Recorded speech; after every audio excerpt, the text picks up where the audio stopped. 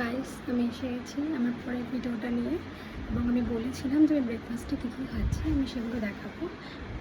প্রথমেই আমি যেটা খাই সেটা হলো গরম জল একটু করে নিই, সেটার মধ্যে আমি একটু হলুদ 8 স্পুন অফ হলুদ অ্যাড করে নিই এবং তারপর সেটা হলুদ জল খাওয়ার পরেই আমার ফেভারিট সেটা হলো চিয়া সিড।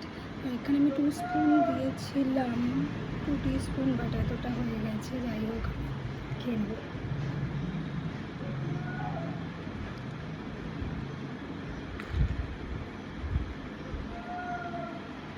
এই জলটা হলো জিরে, মৌরি, জোয়ান আর মেথি।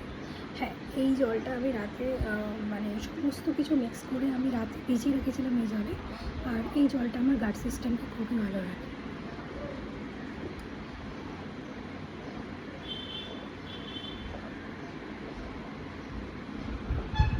আর এটা হলো পাম্পকিন সিড, সানফ্লাওয়ার সিড আর আমন্ড।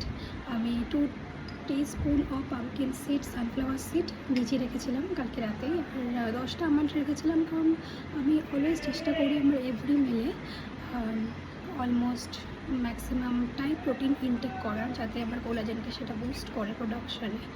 আর আমি পাম্পকিন সিড থেকে যেটা পাই সেটা হলো নিয়ার অ্যাবাউট 10 গ্রাম মতো প্রোটিন পাওয়া যায়, আর সানফ্লাওয়ার সিড থেকে 2.2 গ্রাম মতো প্রোটিন পাওয়া যেতে পারে। আর আমন্ড থেকে 10টা আমন্ড থেকে আমি পাবো 3 গ্রাম মতো প্রোটিন। তো একটা ব্যালেন্স ডায়েটের জন্য আমি এটাকে রাতেই ভিজিয়ে রেখেছিলাম, যাতে এখন খাই। তো খেয়ে ফেলি।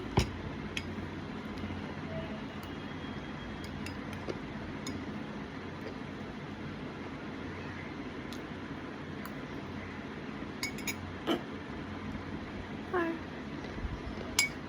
আমি এটাকে মিক্স করবো, আর মিক্স করে যে স্মুদিটা বানাবো সেটা আমি দেখাচ্ছি।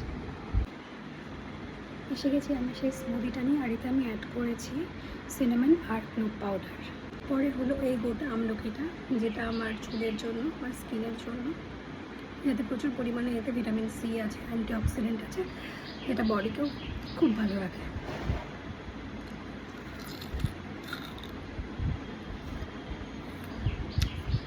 খেতে অত ভালো হয় না, বাট গুণাগুণও আছে।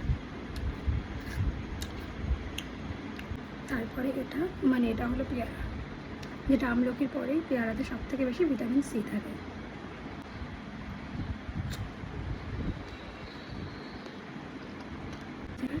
আর সব কিছু শেষে ব্রেকফাস্টের পরে আমি যেটা খাই সেটা হলো কোলাজেন।